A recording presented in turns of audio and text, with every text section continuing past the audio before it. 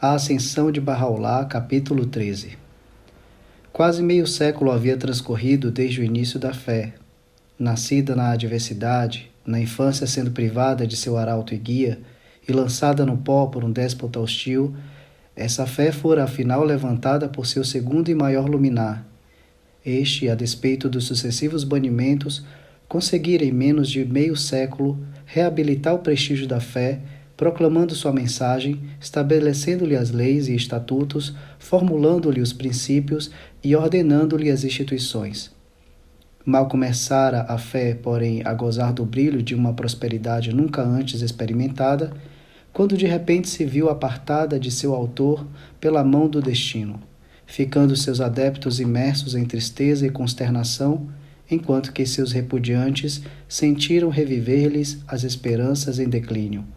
E seus adversários, tanto políticos como eclesiásticos, começaram a criar novamente coragem.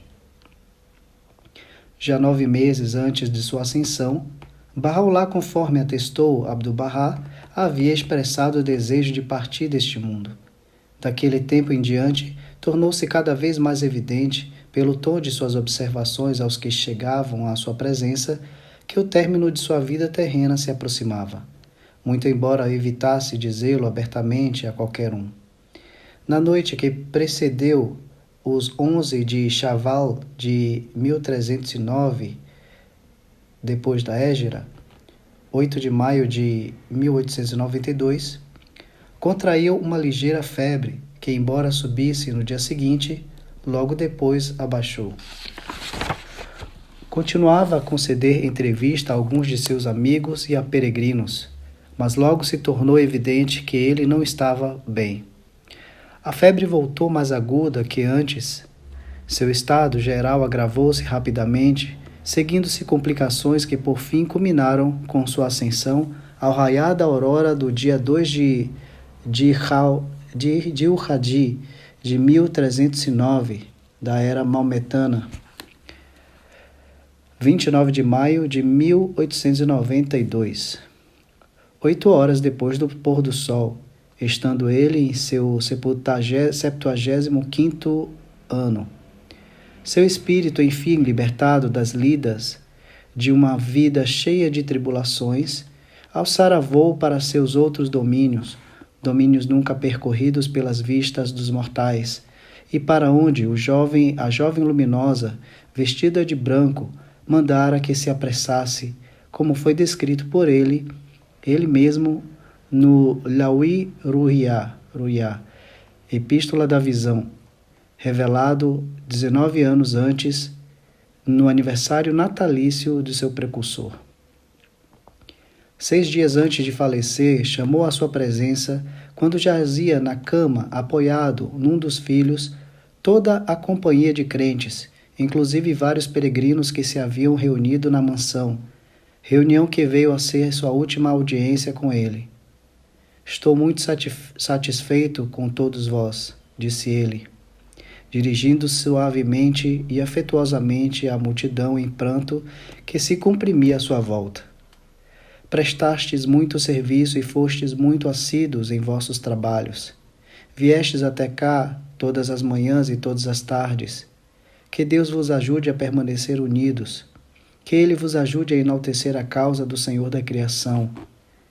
As mulheres, inclusive os membros de sua própria família, reunidas em torno do leito, dirigiu idênticas palavras de estímulo, assegurando-lhes definitivamente que, num documento confiado por ele ao maior ramo, todos foram recomendados ao seu cuidado.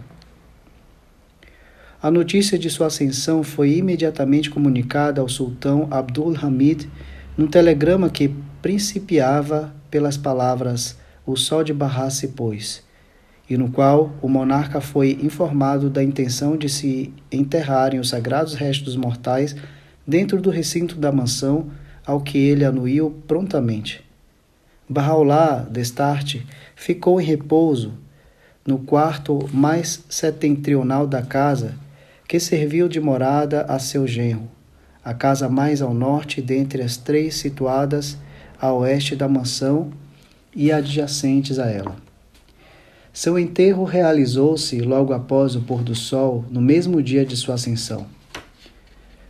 O inconsolável Nabil, que tivera o privilégio de uma audiência particular com Bahá'u'lláh durante os dias de sua doença, a quem Abdu'l-Bahá havia escolhido para selecionar as passagens que constituem o texto da Epístola de Visitação, fora recitada na tumba sacratíssima, e que, no seu pesar incontrolável, afogou-se no mar logo após o passamento de seu bem-amado.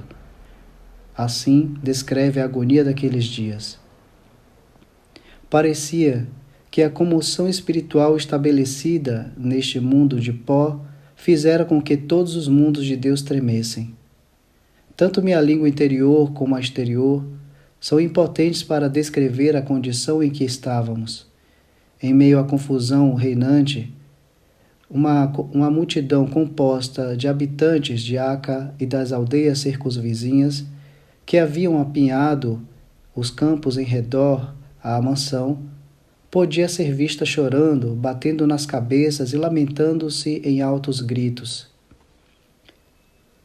Por toda uma semana, um vasto número de pranteadores, tanto pobres como ricos, demorou-se para apresentar condolência à família enlutada, participando dia e noite da comida que foi prodigamente oferecida por seus membros. Pessoas gratas, entre as quais se contavam xiitas, sunitas, cristãos, judeus e drusos, bem como poetas, ulemás e funcionários públicos, todos juntaram-se para lamentar a perda e exaltar as virtudes e a grandeza de Bahá'u'lláh. Muitos deles rendendo-lhe seus tributos por escrito, em verso e prosa, tanto em árabe como em turco, de cidades tão distantes como Damasco, Alepo, Beirute e Cairo, tributos similares foram recebidos. Estes testemunhos rútilos foram, sem exceção, entregues a Abdu'l-Bahá, que agora representava a causa do chefe falecido, sendo ele também frequentemente elogiado nas homenagens prestadas a seu pai. E contudo, essas efusivas manifestações de pesar e expressões de louvor e admiração que a ascensão de Bahá'u'lláh espontaneamente evocara entre os incrédulos da Terra Santa e dos países adjacentes era uma gota d'água em comparação com o oceano de dor e as inúmeras provas de ilimitada devoção que, à hora do pôr do sol da verdade, jorravam dos corações de milhares que haviam esposado sua causa e estavam determinados a desfraldar sua bandeira na Pérsia, Índia, Rússia, Iraque, Turquia, Palestina, Egito e Síria. Com a ascensão de Bahá'u'lláh, chega ao fim um período que de muitas maneiras é sem paralelo na história religiosa do mundo. O primeiro século da era Bahá'í havia então completado a metade de seu curso. Terminara uma época não excedida em sublimidade, fecundidade e duração por qualquer época anterior, e caracterizada, exceto durante um curto lapso de 3 anos, por meio século de revelação contínua e progressiva. A mensagem proclamada pelo Bab havia produzido seus frutos de ouro. A fase mais momentosa, embora não a mais espetacular da idade heróica, findara. O sol da verdade, o maior luminar do mundo, havia surgido no Siarchal de Teherã, raiado através das nuvens que o envolviam em Bagdá, sofrido um eclipse momentâneo enquanto subia para o zênite em Adrianópolis, e agora, finalmente, esse sol se pusera em Aca para não mais ressurgir antes que o milênio inteiro fosse decorrido.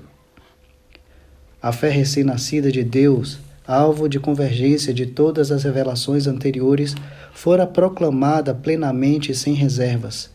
As profecias anunciadoras de seu advento foram cumpridas de maneira notável. Suas leis fundamentais e princípios cardeais, a própria substância de sua futura ordem mundial, tinham sido claramente enunciados. Sua relação orgânica, bem como sua atitude para com os sistemas religiosos que a precederam, havia sido definidas de maneira inconfundível. as instituições primárias dentro das quais uma ordem mundial embrionária estava destinada a sazonar, foram estabelecidas solidamente. O convênio destinado a salvaguardar a unidade e a integridade do seu sistema mundial fora irrevogavelmente legado à posteridade. A promessa da unificação de toda a raça humana, da inauguração da suprema paz, do desdobramento de uma civilização mundial, fora incontestavelmente dada. As sombrias advertências vaticinando catástrofes destinadas a se abaterem sobre reis, eclesiásticos, governo e povos, como prelúdio de tão gloriosa consumação, foram repetidamente lançadas. A significativa exortação aos primeiros magistrados do mundo novo, precursora da missão que o continente norte-americano iria tomar mais tarde a si, havia sido proclamada.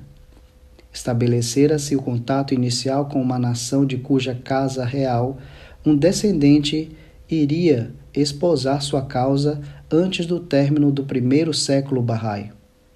Fora dado o impulso original que tem conferido no decurso de sucessivas décadas e continuará a conferir nos anos vindouros benefícios inestimáveis de significação tanto espiritual como institucional à montanha sagrada de Deus, donde se divisa a suprema prisão. E, finalmente, os primeiros estandartes de uma conquista espiritual, antes do término daquele século, iria abarcar nada menos de 60 países, tanto do hemisfério oriental como do ocidental, foram triunfantemente erigidos.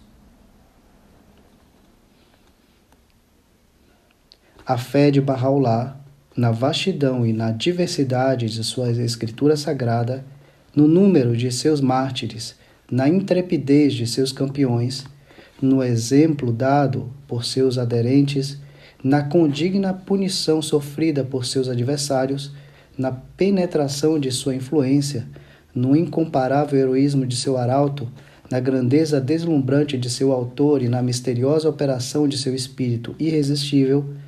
Em todos esses aspectos, essa fé, agora no limiar da 6ª década de sua existência, havia demonstrado amplamente sua capacidade para avançar, indivisível e incorruptível, no caminho para ela marcado por seu fundador e para exibir ante a vista das gerações sucessivas os sinais e as evidências daquela potência celestial que tão ricamente lhe fora conferida por ele próprio. Creio que a esta altura se deve dirigir especial atenção ao destino que sobreveio àqueles reis, ministros e eclesiásticos no Oriente bem como no Ocidente, que em várias etapas do ministério de Bahá'u'lláh ou deliberadamente perseguiram sua causa ou deixaram de atender às advertências por ele pronunciadas ou falharam no dever manifesto de responder o seu chamado ou de conceder a ele a sua mensagem o tratamento merecido. O próprio Bahá'u'lláh, referindo-se àqueles que se haviam levantado ativamente a fim de destruir sua fé ou lhe causar dano, declarara que, abre aspas, Deus não fechou os olhos, nem os fechará para a tirania do opressor, mas especialmente nesta revelação tem sua vingança atingido a cada um dos tiranos. Fecha aspas. Vasto e assombroso, em verdade, é o espetáculo com que nos defrontamos ao avistarmos o campo sobre o qual os eventos da retribuição de Deus, desde o início do ministério de Bahá'u'lláh, têm varrido com fúria, destronado monarcas, extinguido dinastias, desarraigando hierarquias eclesiásticas, precipitando guerras e revoluções, expulsando de seus cargos príncipes e ministros, desapossando o usurpador, derribando o tirano e castigando os maléficos e os rebeldes.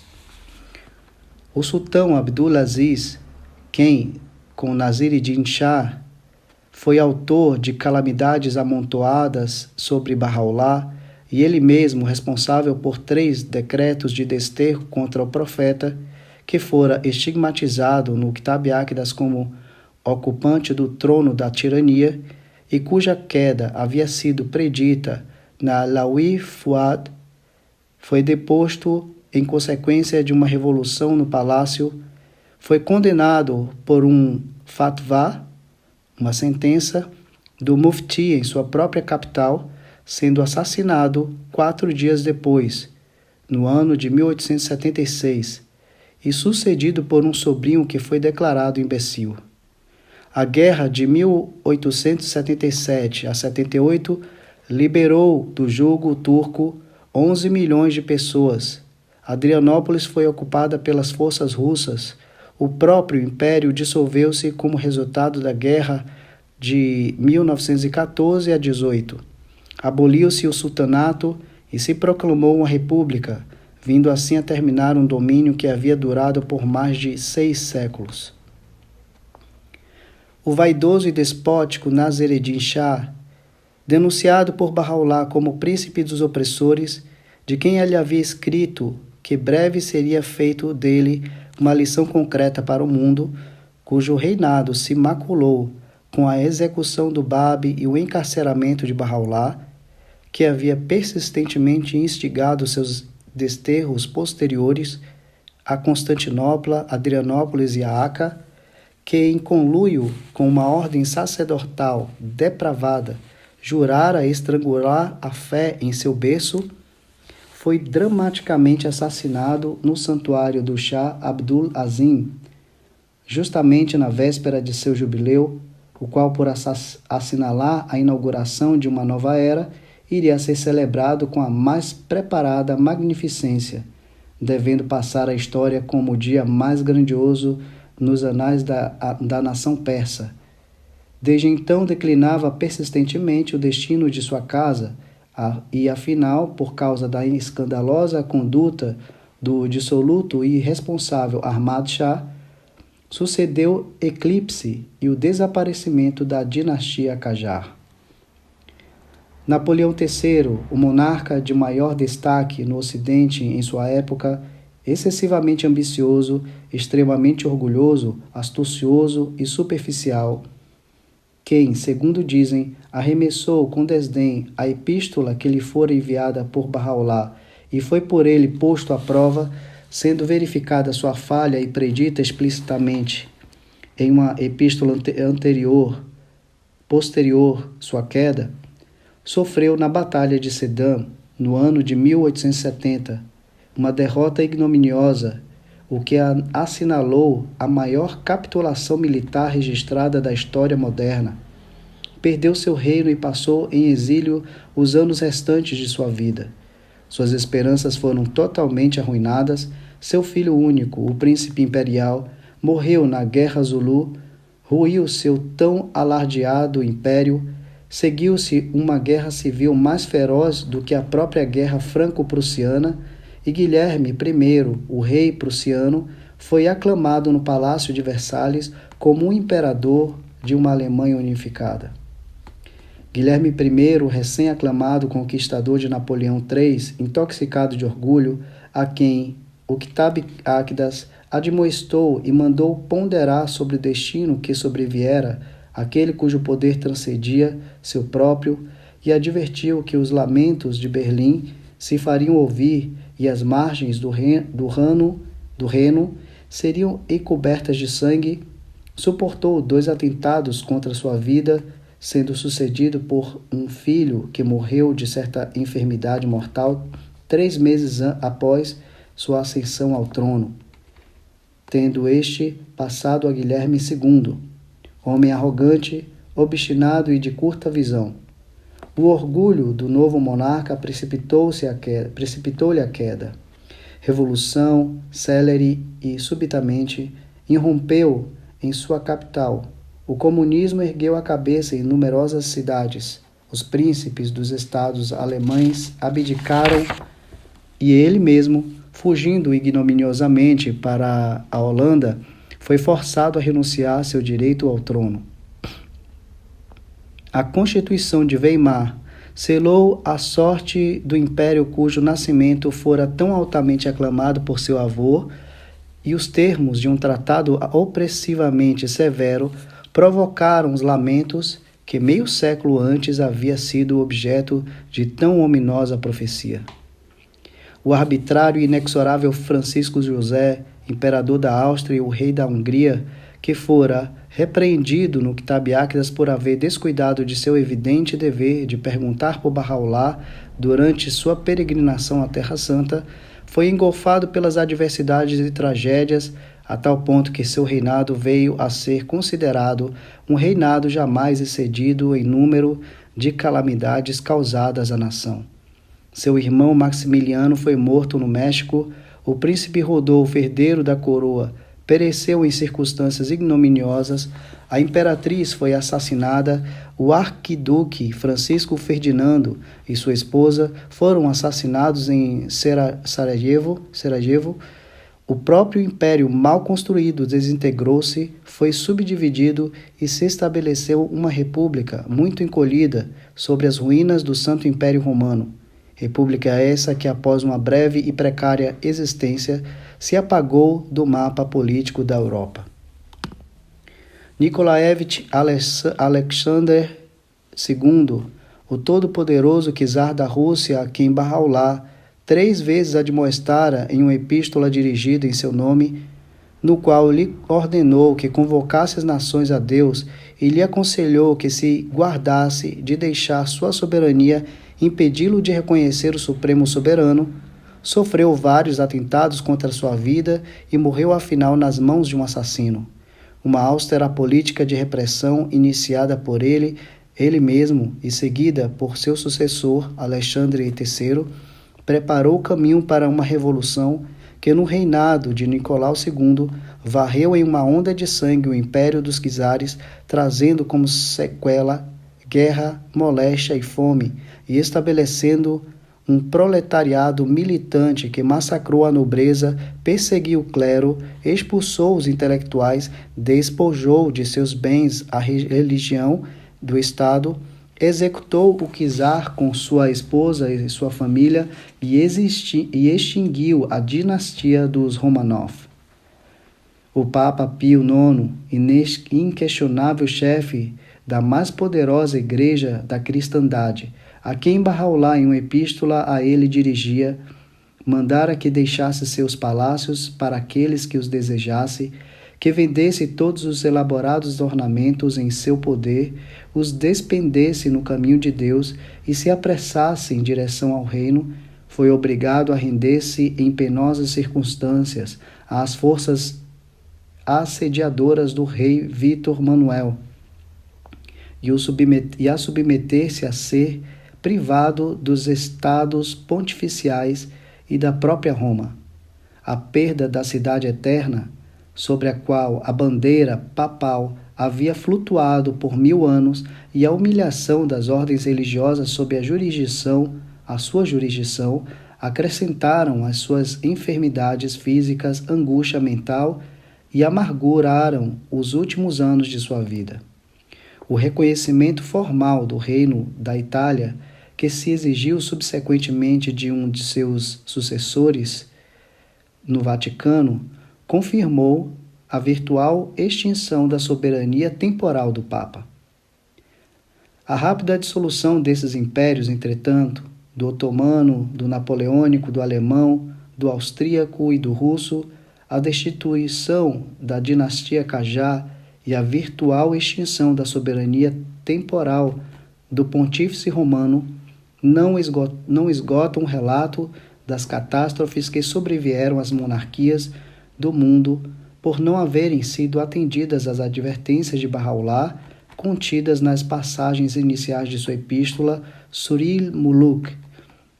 A conversão das monarquias de Portugal e Espanha, bem como do Império Chinês, em repúblicas, o estranho destino que mais recentemente tem perseguido os soberanos da Holanda, Noruega, Grécia, da Iugoslávia e da Albânia, agora vivendo no exílio, a virtual abdicação da autoridade exercida pelos reis da Dinamarca, da Bélgica, da Bulgária, da Romênia e da Itália, a apreensão com que os outros soberanos devem estar contemplando as convulsões que se têm apoderado de tantos tronos, a ignomínia e os seus atos de violência que, em alguns casos, têm enegrecido os anais dos reinados de certos monarcas, tanto no Ocidente como no Oriente, e ainda mais, recentemente, a queda repentina do fundador da recém-estabelecida dinastia da Pérsia.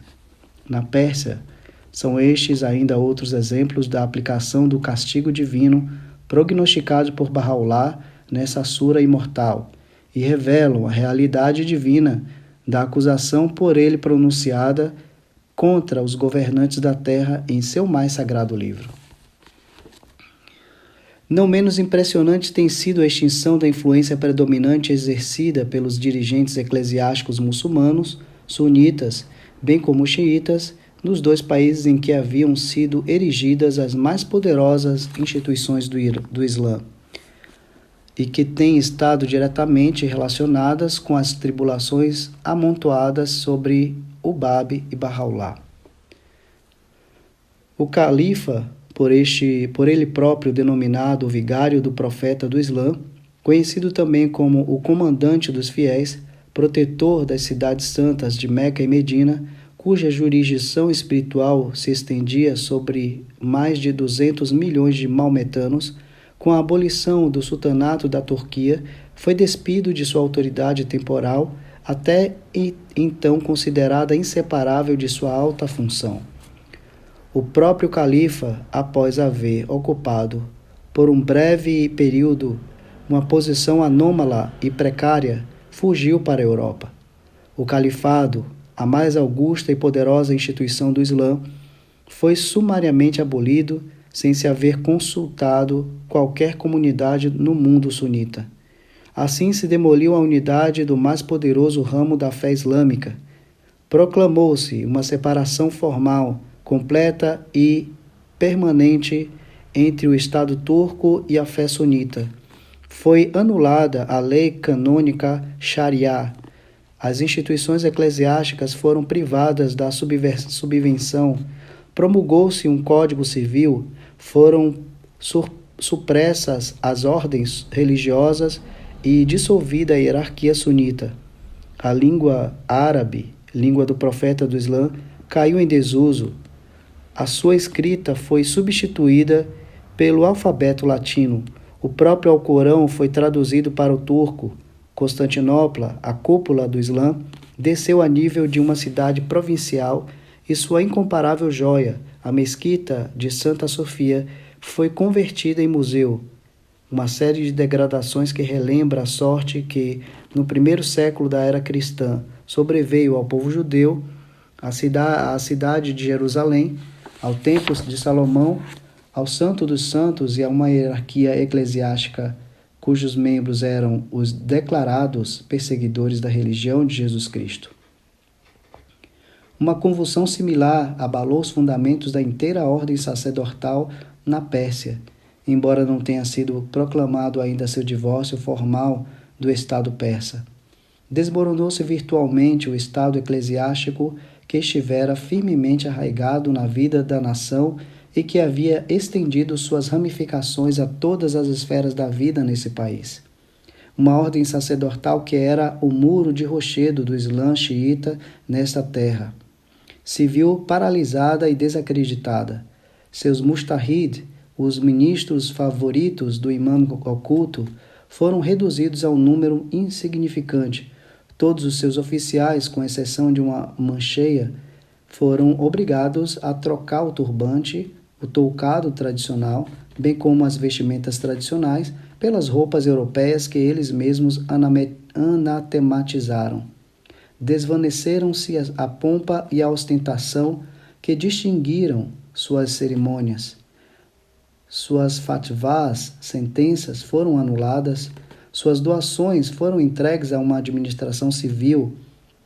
Ficaram desertos seus seminários, as suas mesquitas, e se deixou de reconhecer o direito de asilo que fora concedido a seus santuários. Proibiram-se suas peças teatrais de caráter religioso, fecharam-se seus taguis, e até suas peregrinações a Najaf e Karbila foram desaconselhadas e restritas. O abandono do véu, o reconhecimento da igualdade dos sexos, o estabelecimento de tribunais civis, a abolição do concubinato islã e do Alcorão e os esforços para separá-lo do persa, tudo isso proclama ainda mais a degradação e prognostica a extinção final daquela quadrilha infame cujos líderes haviam ousado denominar-se servos do Senhor de Santidade, Imam Ali, que tão frequentemente haviam recebido a homenagem dos piedosos reis da dinastia Safavi e cujas anátemas contínuas, desde o nascimento da fé do Bab, têm sido a causa principal das torrentes de sangue derramadas e cujos atos denegriam os anais de sua religião, bem como a sua nação. Além disso, uma crise, se bem que fosse menos severa do que aquela que abalou as ordens sacerdotais do Islã, os inveterados adversários da fé, afligiu as instituições da cristandade, cuja influência, desde o momento em que Bahá'u'lláh emitiu seu chamado e fez soar sua advertência, se tem deteriorado visivelmente, cujo prestígio tem sido severamente danificado e cuja autoridade tem estado em constante declínio, sendo-lhes cada vez mais circunscritos os direitos, o poder e as prerrogativas. A virtual extinção da soberania temporal do pontífice romano, o qual já nos referimos, a onda de anticlericalismo que trouxe em consequência a separação entre a Igreja Católica e a República de França, o assalto organizado que um triunfante Estado comunista dirigiu contra a Igreja Ortodoxa grega na Rússia e a consequente separação, privação dos bens e perseguição da religião no Estado, a desintegração da monarquia austro-húngara, a qual prestava lealdade à Igreja de Roma e lhe apoiava poderosamente as instituições, a provação à qual essa mesma Igreja tem tido que se sujeitar na Espanha e no México, e a onda de secularização que atualmente engolfa as missões católicas, anglicanas e presbiterianas em terras não cristãs, as forças de um paganismo agressivo que estão atacando as cidadelas antigas da Igreja Católica, da Grega Ortodoxa e da Luterana na Europa Ocidental, Central e Oriental, nos Balcãs e nos estados bálticos e escandinavos. Estas se destacam como as mais conspícuas manifestações do declínio na sorte dos dirigentes eclesiásticos da cristandade. Dirigentes estes que, sem atenderem à voz de Bahá'u'lláh, se têm interposto entre o Cristo que regressou na glória do Pai e suas respectivas congregações.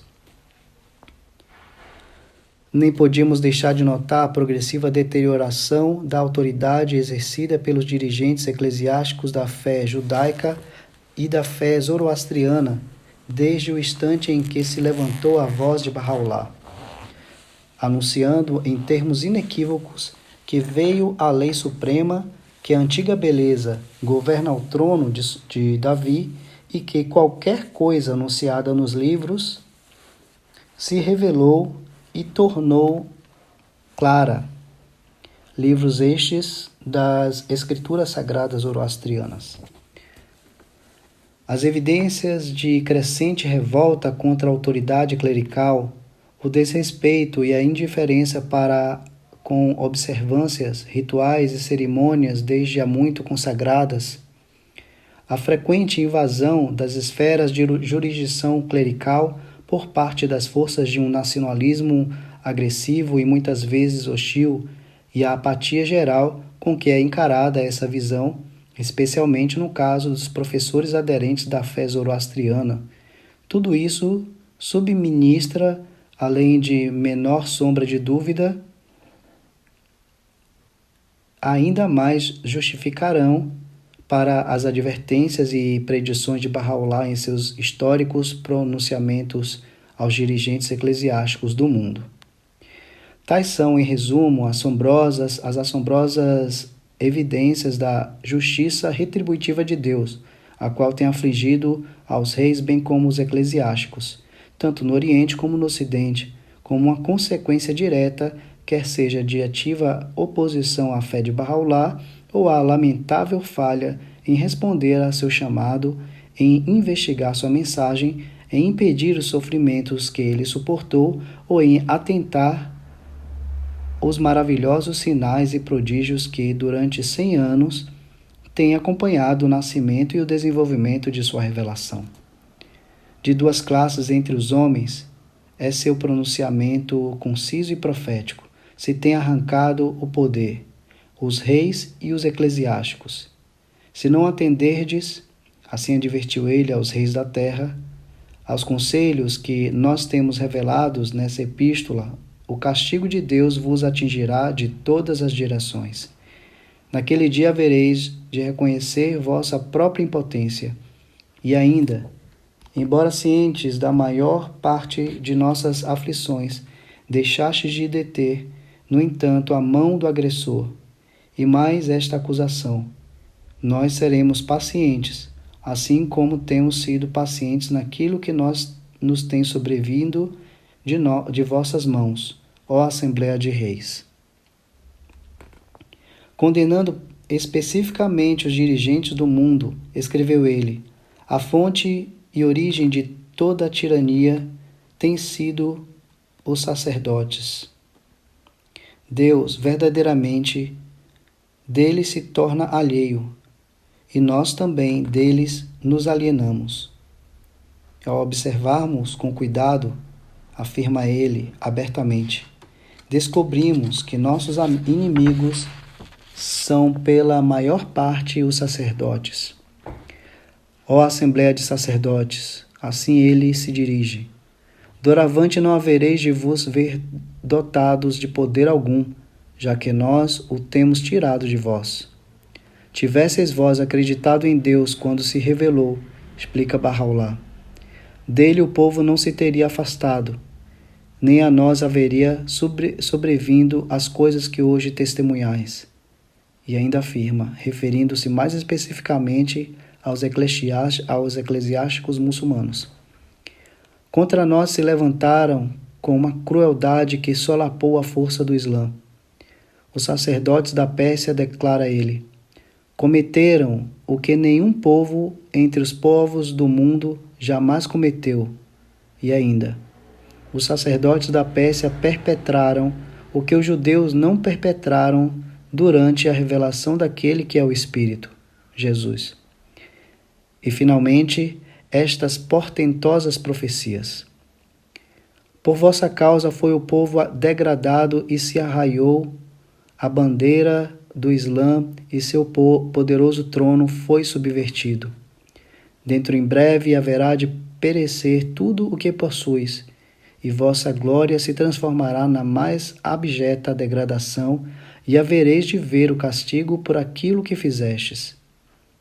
Em breve, prediz o Báb, ainda mais abertamente, nós, em absoluta verdade, atormentaremos aqueles que contra Hussein, o imame Hussein, guerrearam com o mais aflitivo tormento.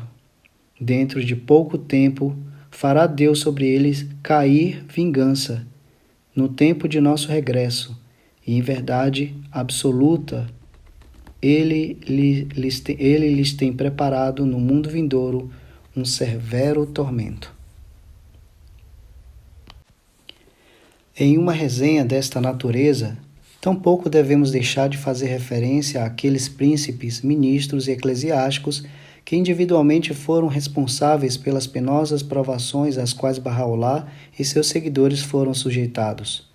Fuad Pasha, o ministro turco de Assuntos Exteriores, por ele denunciado como o instigador de seu desterro à maior prisão, que tão assiduamente se esforçara em conjunto com o colega Ali Pasha para excitar os receios e as suspeitas de um déspota já predisposto contra a fé e seu chefe, cerca de um ano depois de haver ele conseguido executar seu desígnio, foi abatido pela vara da vingança de Deus durante uma viagem a Paris e morreu em Nice, no ano de 1869. Ali Pasha, o Sadri Lazan, primeiro-ministro, denunciado veementemente em Laoui Rais, cuja queda a Laoui Fuad tão inequivocamente predissera, foi demitido de seu cargo poucos anos depois do desterro de Bahá'u'lláh e Aaka. Perdeu todo o seu poder e caiu em olvido completo. O tirânico príncipe Masud Mirza, o Zilu Sultan, filho mais velho do Shah Nassereddin Shah, que governava mais de 2/5 partes de seu reino, estigmatizado por Bahá'u'lláh como a árvore infernal, caiu em desonra, foi destituído de todos os seus cargos, menos o de Isfahan, e perdeu toda a expectativa de futura eminência ou promoção. O príncipe Jalal-ud-Dawla, de extrema rapacidade, taxado pela pena suprema como tirano de Yazd, foi privado de seu cargo cerca de um ano após as iniquidades que perpetrara, sendo chamado a Teherã e obrigado a devolver às vítimas uma parte da propriedade que lhes havia roubado. O intrigante, ambicioso e libertino Mizar Bozur Khan, cônsul-geral da Pérsia em Bagdá, foi enfim destituído de seu cargo, acabrunhado de desastres, cheio de remorso e submerso em confusão. O notório Mujtahid Sayyid Sadiq Tabatabai, denunciado por Bahá'u'lláh como um mentiroso de Teherã, autor do monstruoso decreto que condenou à morte todos os membros varões da comunidade Bahá'í na Pérsia, jovens ou velhos, de alta ou baixa categoria, e todas as mulheres à deportação, adoeceu de repente, caindo vítima da moléstia que lhe devastara o coração, o cérebro e os membros de seu corpo, precipitando afinal sua morte. O altaneiro Subhid Pasha, que havia peremptoriamente chamado Bahá'u'lláh à sede do governo em Aca, perdeu a posição que ocupava, sendo afastado sob circunstâncias extremamente prejudiciais à sua reputação.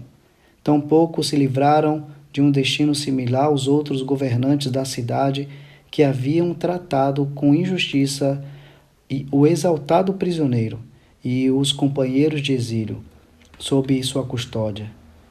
Cada pachá atesta Nabil em sua narrativa, cuja conduta em Aca era louvável, fruía as vantagens de seu cargo durante um longo período, sendo-lhe concedidos por Deus abundantes favores, ao passo que todos os mustahids, os mutsahifs, governantes, hostis, eram rapidamente destituídos pela mão do poder divino, assim como Abdur-Rahman Pasha e Muhammad Yusuf Pasha, que, havendo numa noite resolvido para apreender os bem-amados de Bahá'u'lláh, foram no dia imediato avisados telegraficamente de sua destituição.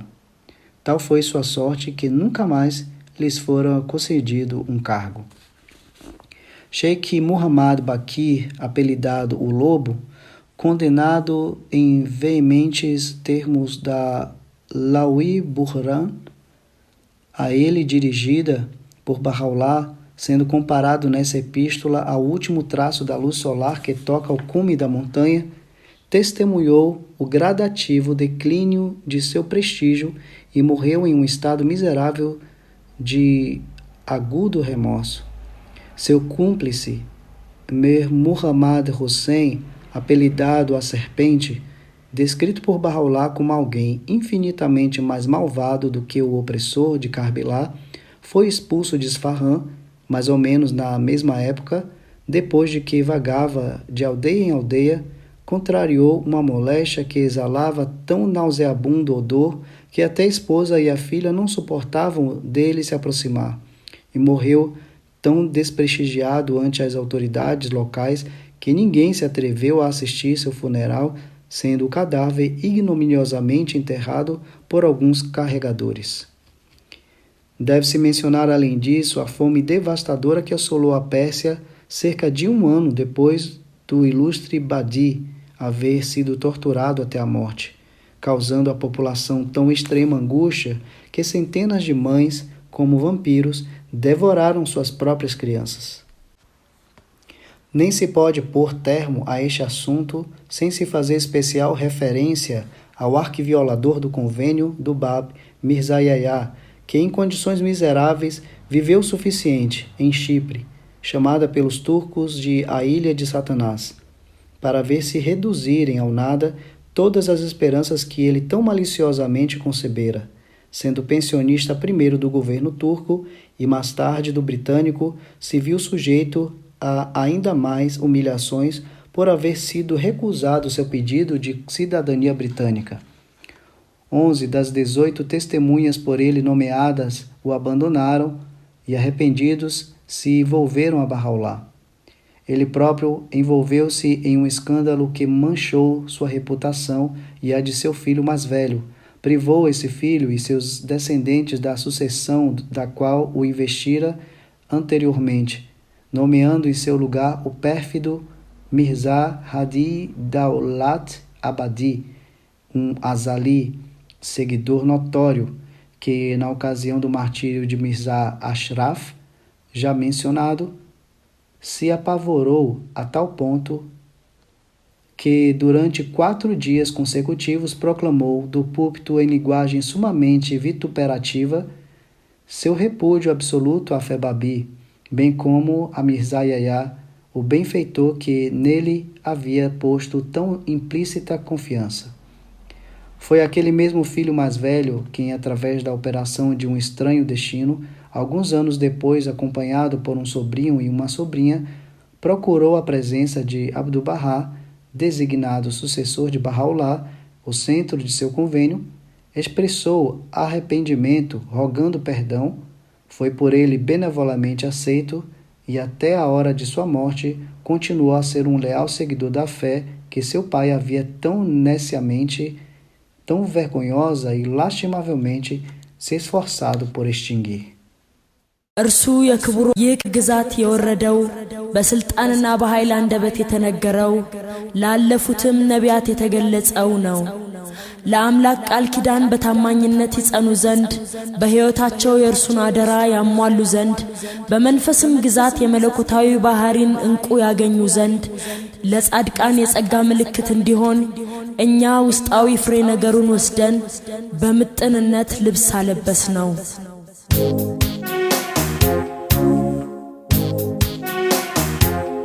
የመንፈስ ልጆች የመጀመሪያ ምክሬ ይሄ ነው። ጥንታዊው ማይጠፋው እና ዘላለማዊው ሉዓላዊነት ያንተ ይሆን ዘንድ ንጹሕ ሩህና አንጸባራቂ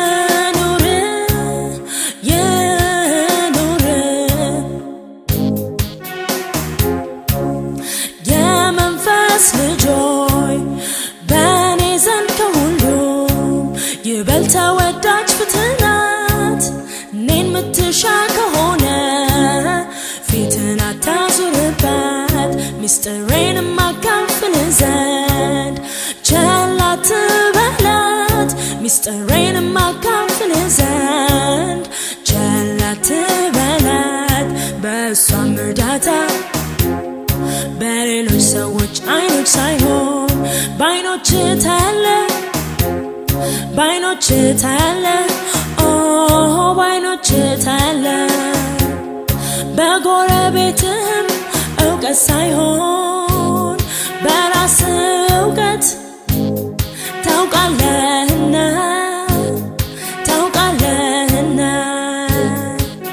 እንዴት ትሆን እንደሚገባ ይህን በልብ አሰላስ እንዴት መሆን እንደሚገባ ይህን በልብ አሰላስ በእውነቱ ፍትህ ለአንተ ስጦታዬና የፍቅራዊው ደግነቴ ምልክት ናት እንግዲህ ባይኖች አንጻር ኑረት እንግዲህ ባይኖች አንጻር ኑረት የሰው ልጆይ ሊታወስ በማይቻል ሕያውነቴና በጥንቱ ዘላለማዊው ህልውናዬ ተሸፍኜ ላንተ ያለኝን ፍቅር አወቅ ስለዚህም ፈጠርኩ አምሳሌን ቀረስኩብህ